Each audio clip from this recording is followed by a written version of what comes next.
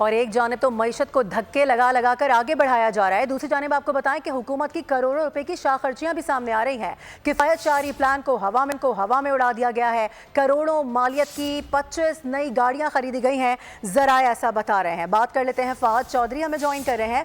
फहद, ये क्या खबर है, इसकी क्या डिटेल सामने आई है?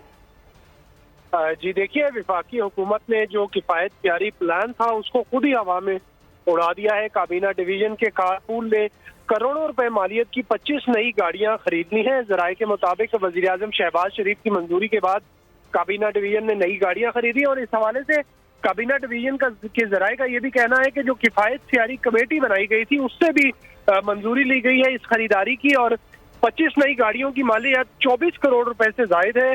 ये गाड़ियां जो है ये विफाकी वज़रा, काबीना के अरकान और पार्लिमानी सेक्रेटरी के लिए खरीदी गई हैं और इस हवाले से वजारत खजाना की जो किफायत शहरी कमेटी थी उसने हर किस्म की जो नई गाड़ियां थी उनकी खरीदारी पर आपको याद होगा कि पाबंदी आयद की थी, लेकिन ये एक गुंजाइश निकाली गई है काबीना डिवीजन के लिए नई गाड़ियां खरीदने के लिए और ये खरीदारी जो है जराये का कहना है कि ये मुकम्मल भी कर ली गई है। ठीक है फहद चौधरी, बहुत शुक्रिया आपका।